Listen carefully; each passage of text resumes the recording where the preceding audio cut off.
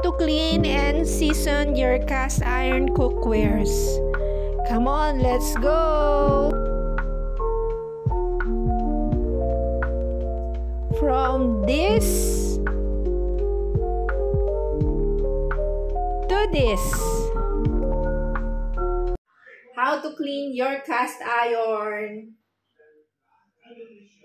Lubog natin ang ating cast iron sa tubig at lagyan ng suka. Ibabad natin ng 1 oras. Lagyan ng baking soda. At scrub.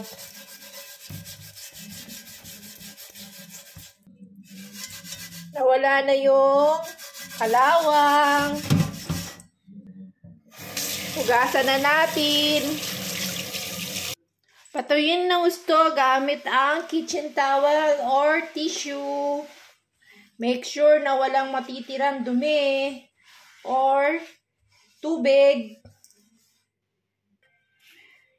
Siguraduhin pati yung sa ibaba ay tuyo din.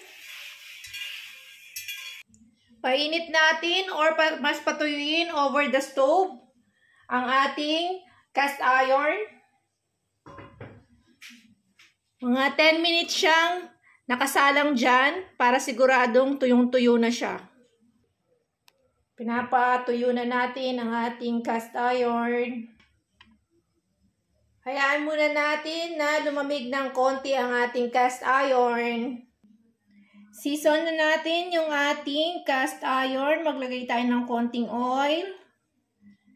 Much better kung meron kayong flax oil. In and out ang ating paglagay ng oil.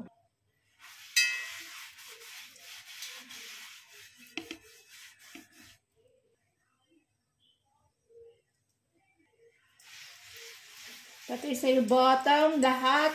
Lagyan. Lagay natin ang ating cast iron sa loob ng oven within 30 to 1 hour. 30 minutes to 1 hour. Then upside down.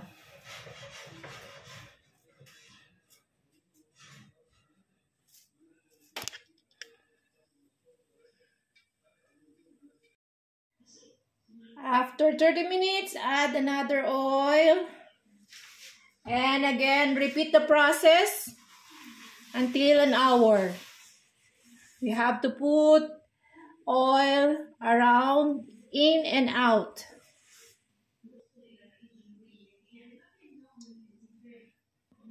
Back to the oven for another 30 minutes. O, diba? Clean and seasoned cast iron. Oh, good as new.